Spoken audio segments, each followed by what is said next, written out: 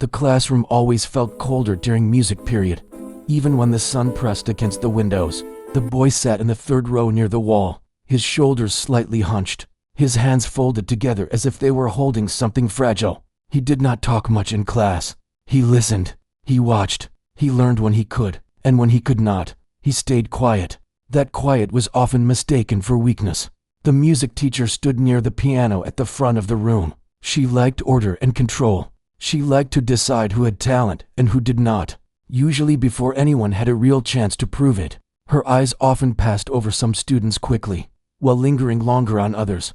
The boy noticed this early in the year. He noticed how her tone changed depending on who she spoke to. He noticed how she smiled for some and frowned for others. Music class was supposed to be a break from heavy schoolwork. For many students, it was a place to relax, tap their feet, or laugh quietly while learning songs. For the boy, it was different. Music meant something deeper to him. It was not just notes on paper or keys on a piano. It was the sound of home late at night. It was the only thing that made him feel calm when life felt loud. But he never talked about that in class. He had learned that sharing too much often gave others something to use against him.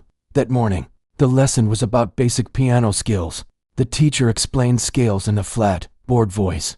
She spoke as if she already knew most of the class would not understand, and she did not try very hard to help them do so. When she asked questions, she only called on the same few students. The boy raised his hand once, slowly, unsure. She did not see him, or chose not to. Some students whispered. Others doodled in their notebooks. The piano sat quietly at the front of the room, polished and untouched.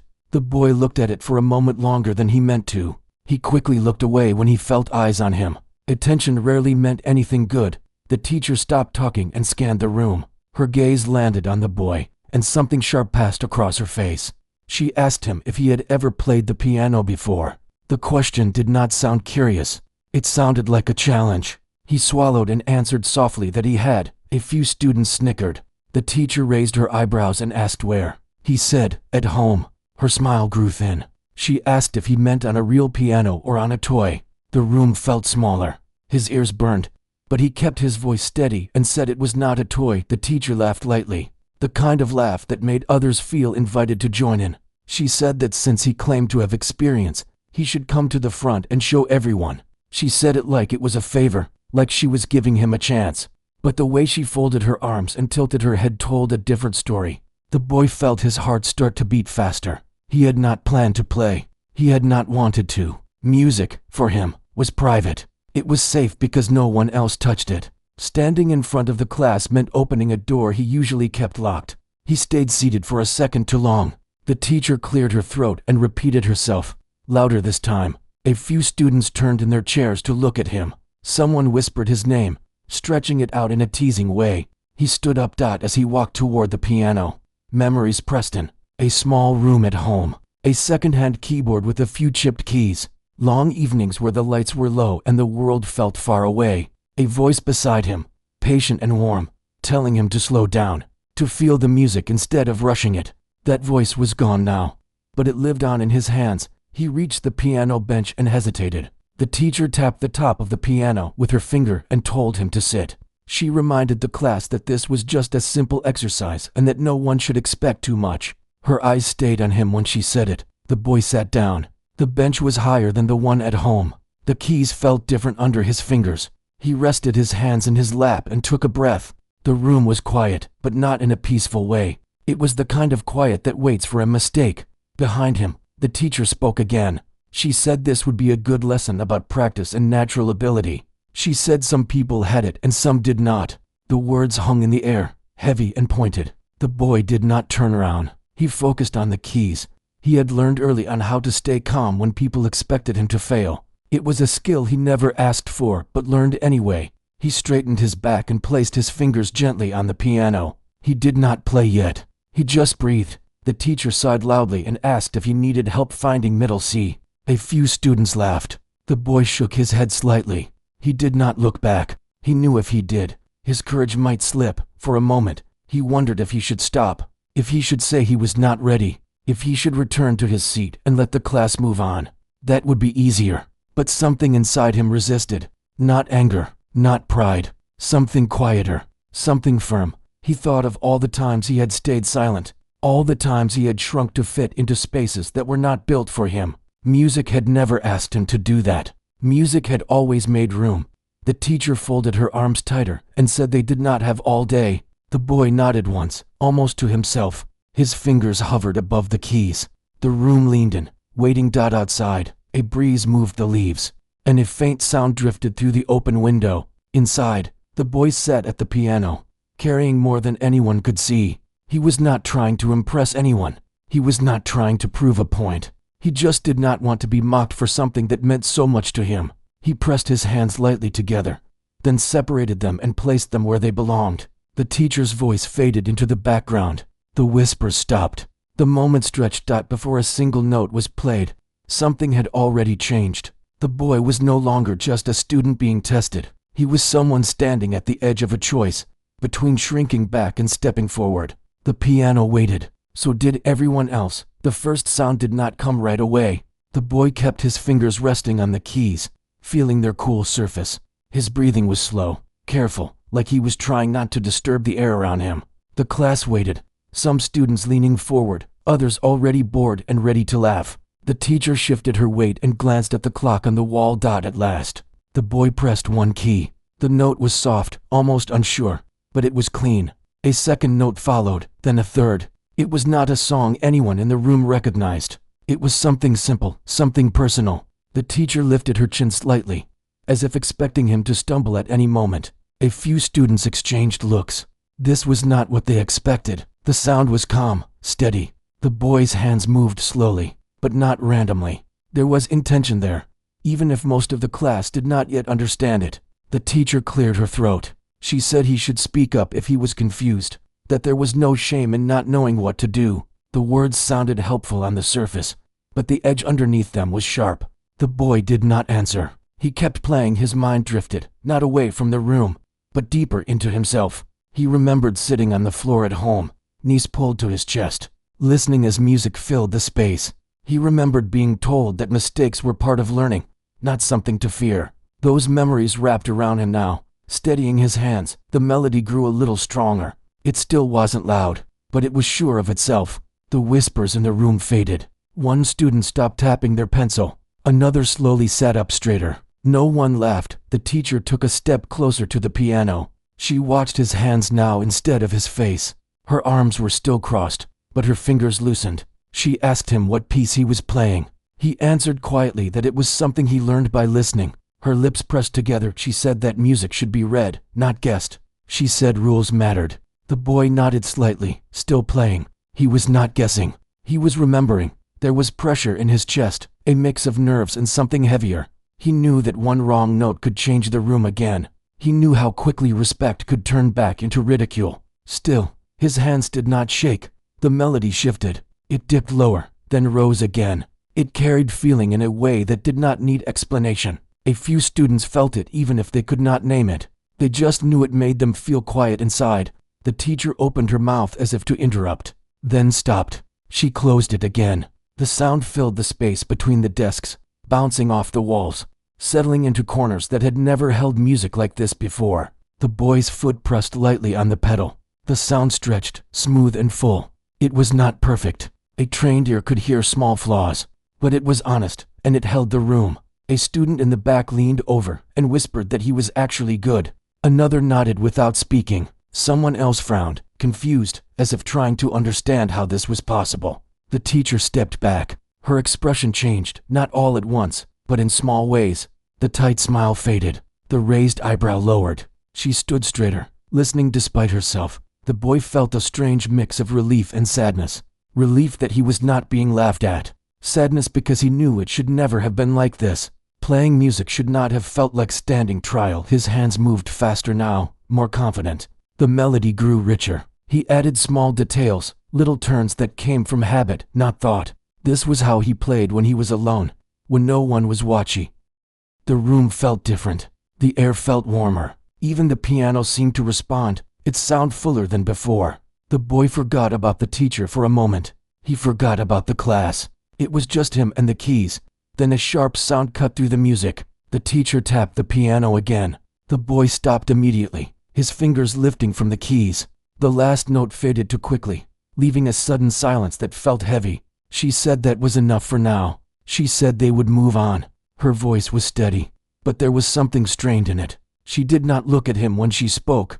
The boy stayed seated for a second, unsure. Then he stood and stepped away from the piano. As he walked back to his desk, the silence followed him. No one laughed. No one clapped either. It was not that kind of room. He sat down and stared at his hands. They felt warm, alive. He pressed them together under the desk. His heart was still beating fast. The teacher turned back to the board and began talking about scales again, as if nothing had happened. Her words sounded thinner now, less certain. A few students kept glancing at the boy, then back at her. The boy listened, but his mind was elsewhere. He wondered if he had done the right thing. He wondered if things would be worse now. Standing out often came with a cost. The bell rang not long after. Chairs scraped against the floor as students stood. Some whispered to each other, casting looks his way. One student paused near his desk and said quietly that the playing was nice. The boy nodded, unsure how to respond. The teacher stood by the door as students filed out. When the boy reached her, she stopped him with a raised hand. She looked at him closely, like she was seeing him for the first time. She asked where he learned to play like that. Her tone was different now, still firm, but no longer mocking. He answered simply, "At home." She nodded once and said they would talk later. Nothing more. He walked past her into the hallway. The noise of the school rushed back around him. Lockers slammed. Voices echoed. Life moved on. But something had shifted, even if no one said it out loud. The boy walked down the hall feeling lighter and heavier at the same time. He had stepped forward instead of shrinking back. He did not know what would come next. He only knew that the music had spoken when he could not. Behind him, in the quiet classroom, the piano sat untouched again. The teacher remained by the door for a moment longer than necessary, her thoughts unsettled, the sound of that simple, honest melody still lingering in her ears. The next music class did not start like the others. When the boy walked into the room, he felt it right away. The air was different, not warmer or colder, just watchful. A few students looked up when he entered, then quickly looked away. Others kept staring a little too long, as if they were trying to fit him into a new shape in their minds. He took his usual seat near the wall. He kept his head down, pulling out his notebook. He told himself nothing had changed. He did not want things to change. Attention still made him uneasy, but his body remembered what his mind tried to deny. His shoulders were less tight. His breathing was easier. The teacher entered a moment later, carrying a stack of papers. She did not look at him right away. She greeted the class and began talking about the day's lesson. Her voice sounded normal, but there was a pause in it now and then, like she was choosing her words more carefully. The piano sat at the front of the room, closed. The boy avoided looking at it. He did not want to be pulled back into that moment too quickly. One time had been hard enough. The lesson moved on. The teacher spoke about rhythm and timing. She asked the class to clap along. Everyone did, some on beat, some not. The boy followed easily. Music had always made sense to him in a way words sometimes did not. At one point, the teacher stopped and listened. She frowned slightly, then nodded. She said some people were clapping with natural rhythm. Her eyes flicked toward the boy, just for a second. He looked down at his hands. A student across the aisle leaned over and whispered that he must play a lot. The boy shrugged. He did not answer. He had learned that explaining himself rarely helped. As the class went on, the teacher asked more questions.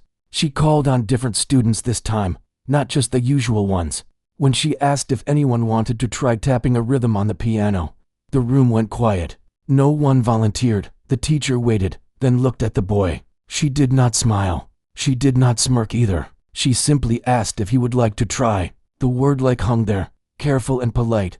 The boy felt his stomach tighten. He shook his head slightly. He said he was okay where he was. A few students looked surprised. The teacher nodded and did not push. She chose another student instead. The rhythm was uneven, and the class clapped along anyway. The teacher corrected gently. It felt strange to watch. The boy was not used to gentleness from her. Still, tension sat in his chest. He wondered if this change was real or temporary. Adults sometimes changed their tone without changing their thoughts.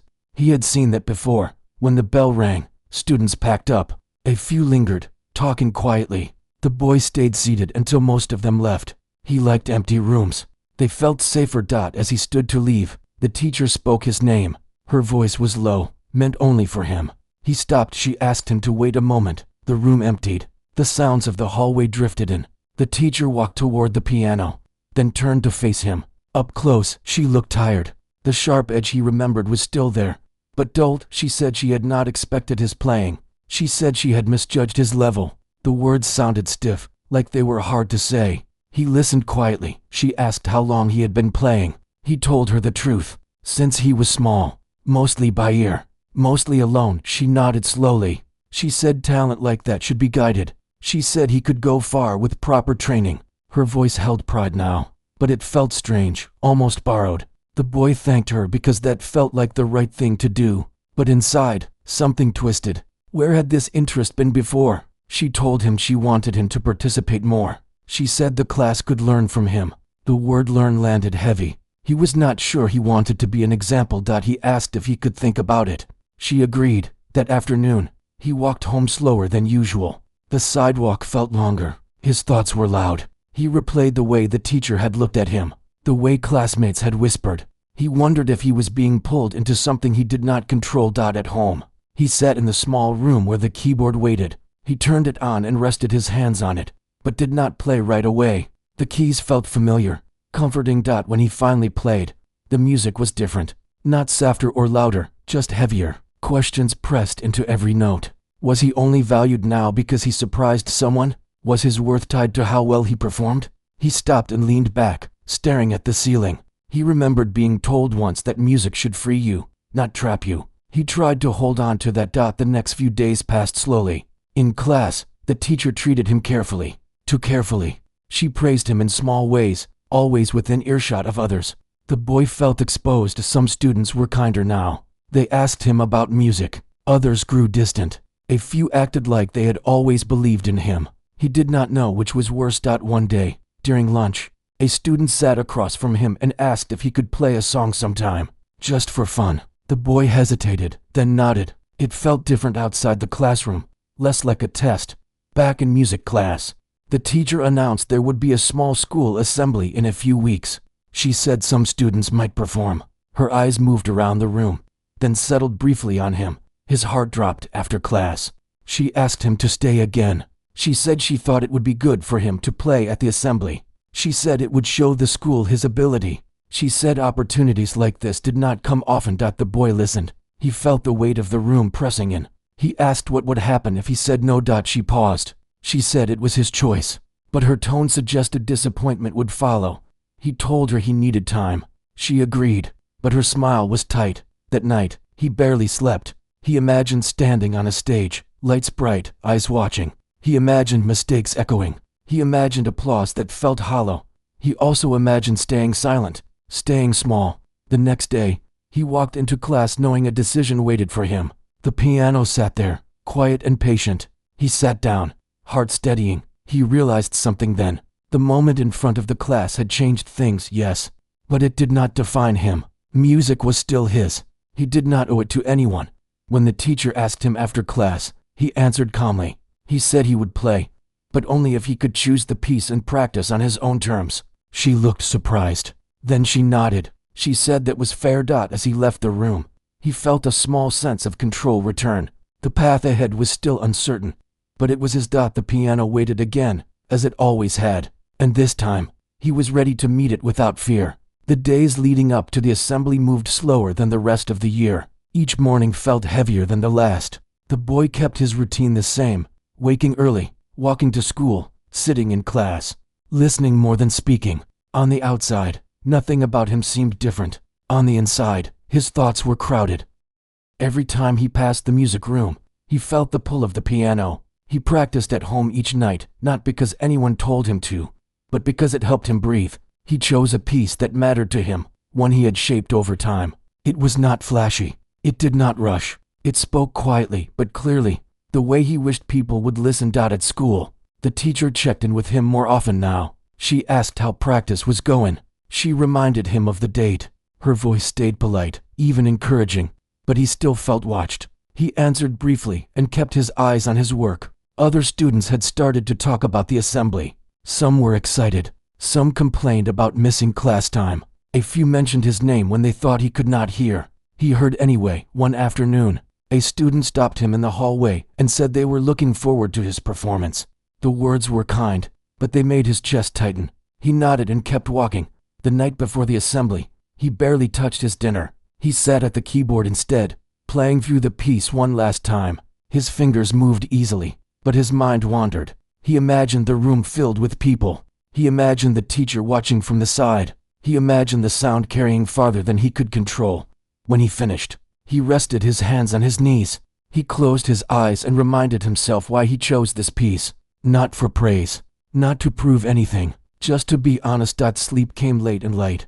The day of the assembly arrived with gray skies. The school buzzed with energy. Teachers rushed students into lines. Chairs were set up in the gym.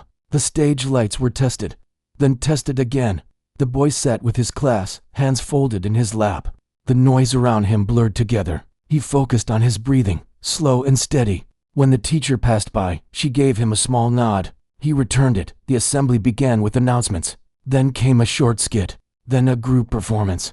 Time stretched. His turn felt both too close and far away. When his name was called, the room shifted. He stood, legs stiff, and walked toward the stage. The steps felt louder than they were.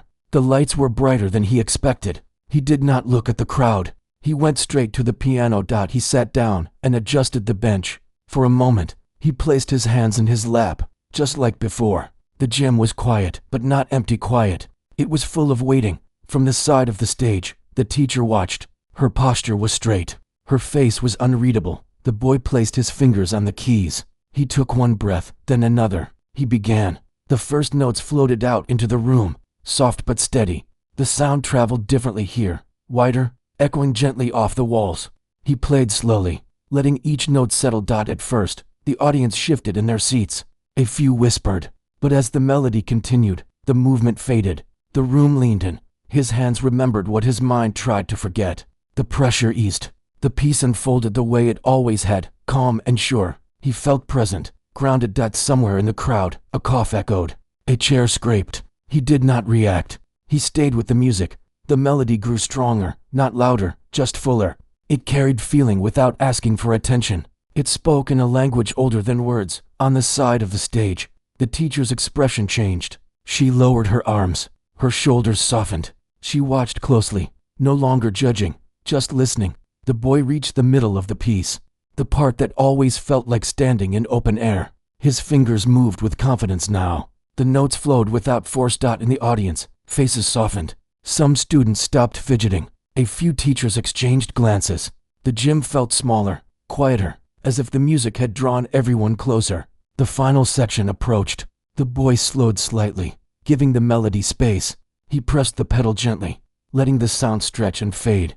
When the last note settled, he lifted his hands and stayed still. For a moment, there was silence. Then the applause began. It was not thunderous.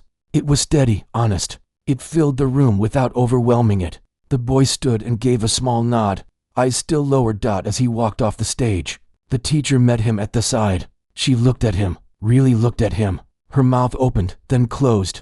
She finally said, very quietly, that he played beautifully. He thanked her and kept walking. Back in his seat, his heart pounded. His hands trembled now that it was over. A student leaned over and smiled. Another gave him a thumbs up. He acknowledged them softly. The rest of the assembly passed in a blur. When it ended, students filed out, talking loudly again. Life rushed back in the hallway. The teacher caught up to him. She asked if he would consider joining an advanced music group. She spoke carefully, as if aware of past mistakes. He said he would think about it. Later that day, alone in the music room, the teacher sat by the piano. She rested her hands on the closed lid. The sound of his playing lingered, challenging thoughts she had never questioned elsewhere. The boy walked home under clearing skies. The weight he had carried for weeks felt lighter, not gone, but manageable. He knew not everyone would change. He knew moments like this did not fix everything. But something important had happened. He had taken up space without shrinking. That night, he played again, just for himself. The notes came easily. The music felt like home. The piano listened, as it always had. And the boy understood that whatever came next, he would meet it on his own terms. The days after the assembly felt quieter, but not empty. The boy returned to his normal routine, walking the same halls, sitting in the same classrooms. Yet something inside him had shifted. It was not pride, and it was not relief alone. It was a calm understanding that he no longer doubted his own voice, even when others had doubted at school. Reactions came in small moments. A nod in the hallway, a brief smile from someone who had never spoken to him before. A student asked him what song he had played, not with curiosity mixed with doubt, but with real interest. He answered simply and moved on. The music teacher treated him differently now, but not in the way he had feared. She did not put him on display. She did not call on him constantly. Instead, she gave him space. When she spoke to him, it was direct and respectful. It was not an apology, but it was a change, and that mattered. One afternoon, she asked him to stay after class again. The request did not make his stomach drop this time. He stayed. The room was quiet once the other students left. The teacher sat near the piano, not behind it. She told him she had been thinking about her teaching, about how easily she had made assumptions. Her words came slowly, like she was choosing each one carefully. She said she had learned something from watching him play, not just about music, but about listening. She did not say the word sorry, but she acknowledged harm. For the boy, that was enough. She asked if he still wanted to join the advanced music group. She made it clear that the choice was his, with no pressure. He said yes, but on one condition, that he would still be allowed to play music his own way, sometimes by ear, sometimes from feeling, not only from sheets. She smiled faintly and agreed. Outside of school, life continued with its usual challenges. Money was still tight. Some days were still heavy, but music remained steady. He played in the evenings, sometimes with joy, sometimes with sadness, letting the sound carry what words could not. The advanced group met once a week. At first, he felt out of place. Others spoke confidently about lessons and competitions. He listened more than he talked, but when he played, the room listened too. Not everyone understood his style. Some preferred clean perfection, but a few leaned in, drawn to the honesty in his playing. Slowly, he felt less like an outsider. One evening, after practice, a teacher from another department stopped him in the hallway. She said she had been at the assembly. She said the music stayed with her. She encouraged him to keep going, no matter what obstacles came. He thanked her and walked home under a sky turning orange. Weeks passed. The memory of the assembly softened, becoming part of his story instead of the whole of it. He no longer replayed every detail in his mind. He focused on the present. One day, a younger student approached him near the music room. The student said they were nervous about playing in class and asked how he handled it. The boy thought for a moment, then said the truth. He said fear does not disappear, but it gets quieter when you stop running from it. The younger student smiled, relieved. At the end of the school year, there was another small performance, this one informal. Students played for each other, no audience beyond the room. The boy played again, relaxed this time. When he finished, the applause felt lighter, warmer. The music teacher clapped too. She met his eyes and nodded, not as someone in charge, but as someone learning. On the last day of school, the boy walked past the piano one more time. He paused, placed his hand on the closed lid, and smiled to himself. He knew the world would not always be kind. He knew people would still judge without understanding. But he also knew something stronger now. He knew his worth was not given by anyone else. It lived in the quiet moments, in the choices he made, in the music he carried. That evening, at home, he played as the sun went down. The notes filled the room, steady and sure. There was no audience. There did not need to be. The music belonged to him. And wherever life took him next, he knew he would never again be silent when his voice mattered most.